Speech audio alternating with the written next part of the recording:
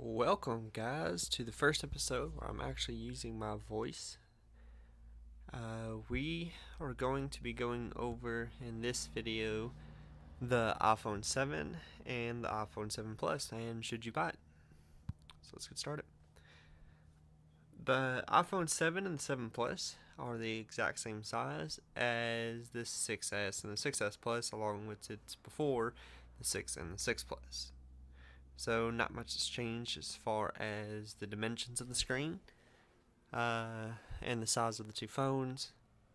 So that means cases are still going to work, but you're going to have that missing hole for the headphone jack that they took out in the iPhone 7.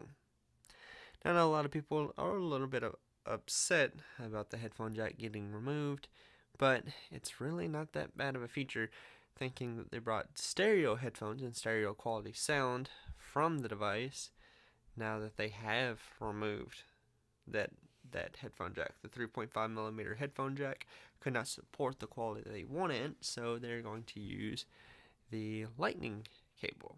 And here's what you get in the box. Let's show you here real quick.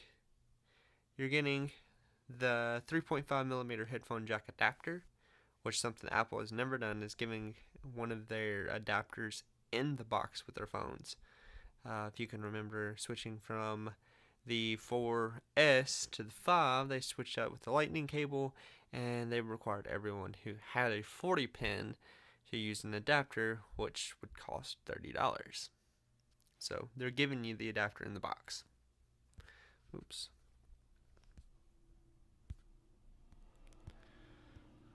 Zoom out. There we go. So they're also giving you your power adapter along with the lightning charger, the phone, and the lightning earbuds. I've heard a lot of people say that the earbuds are not going to come with it because of the wireless, and they're wanting to sell their wireless for $150. And why would they do that?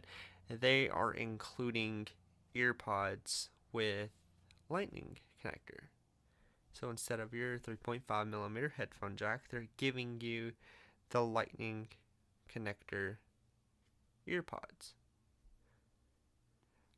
Another thing that is actually really cool about the new phones, the water resistance. It's a IP67, which means it's 1 meter or 3.3 feet of water resistance. You can go underwater completely without hurting the phone. Now, that's not quite like Samsung's IP68, which can go 2 meters or right around 5 feet. So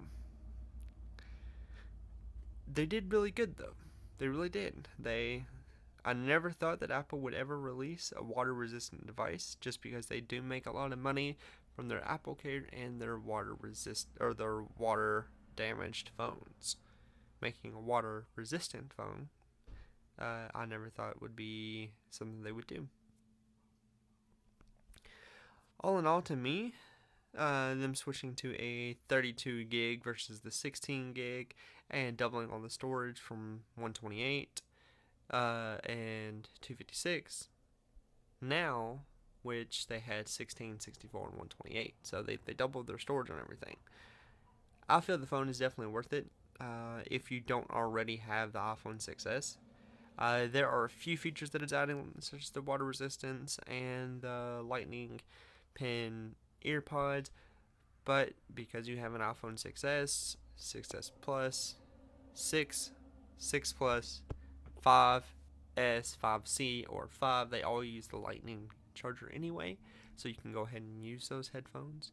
The dual camera feature was always a nice feature as well, giving you a better optical zoom and a wide angle lens. But to me, if you already have the 6S or the 6S Plus, it might not be worth the switch.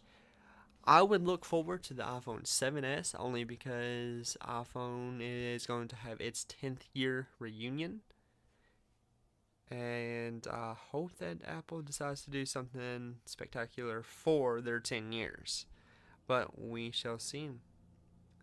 Well, guys, this is the end of the video. If you have any questions, please leave them down in the comments. Have any concerns about any of the phones that I was talking about here today, let me know. I will do my best to get back to you with answers to that. And if you have any suggestions to my next video, I'm working on some things right now. I haven't gotten them fully through, but I think the next video you will enjoy. Well, y'all have a great day, and God bless.